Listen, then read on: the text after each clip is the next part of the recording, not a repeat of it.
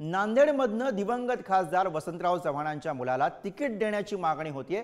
रवींद्र चव्हाणांच्या तिकिटासाठी नांदेडमधील काँग्रेसच्या बैठकीमध्ये ठराव झाल्याची माहिती पुढे येते आहे। काँग्रेस नांदेडमधनं कुणाला तिकीट देणार याबद्दल त्यामुळे चर्चा सुरू झालेली आहे। नांदेडमधनं दिवंगत खासदार वसंतराव चव्हाण यांच्या जागी कुणाला तिकीट मिळणार याची चर्चा आणि याच विषयी आपण अधिक बोलूया। प्रतिनिधी अजिंक्य घोंगडे सध्या नांदेडमधनं आपल्या सोबत आहेत।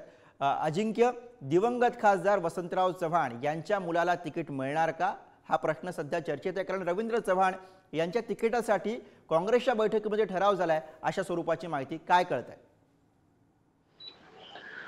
नक्कीच गुरुप्रसाद, जर पाहिलं तर गेल्या काही दिवसापूर्वीच काँग्रेसचे जे खासदार आहेत नांदेडचे वसंतराव चव्हाणांचं दुःखद निधन झालं होतं। त्यानंतर वसंतराव चव्हाण यांच्या निवासस्थानी राहुल गांधी असतील, काँग्रेसचे जे राष्ट्रीय लेवलचे अध्यक्ष आहेत मल्लिकार्जुन खरगे हे यांनी वसंतराव चव्हाण यांच्या निवासस्थानी जाऊन सांत्वनपर भेट घेतली होती। त्यानंतर अमित देशमुख यांनी पत्रकारांना असं सांगितलं होतं की या राहुल गांधी आणि मल्लिकार्जुन खरगे यांच्यासोबत कोणतीही त्यांच्या कुटुंबियाशी राजकीय चर्चा झाली नसली तरी काल नांदेडच्या काँग्रेस कार्यालयामध्ये नांदेडच्या पदाधिकाऱ्यांमध्ये एक महत्त्वाची बैठक पार पडली। त्यामध्ये जिल्हा अध्यक्ष बी आर कदम असतील, शहर अध्यक्ष अब्दुल सत्ता असतील यांच्या उपस्थितीमध्ये ही बैठक पार पडली। यामध्ये काँग्रेसचे जे वसंतराव चव्हाण यांचे चिरंजीव आहेत बंडू पाटील चव्हाण यांनाच उमेदवारी लोकसभेची देण्यात यावी असा ठराव या ठिकाणी मंजूर करण्यात आलेला आहे। मात्र ही उमेदवारी कोणाला मिळते हे पाहणं आता सध्या महत्त्वाचं ठरणार आहे। बरोबर आहे अजिंक्य, त्यामुळे काँग्रेसकडनं अंतिम निर्णय काय होतो हे पाहणं अत्यंत महत्त्वाचं असेल। धन्यवाद या सगळ्या माहिती आणि विश्लेषणासाठी।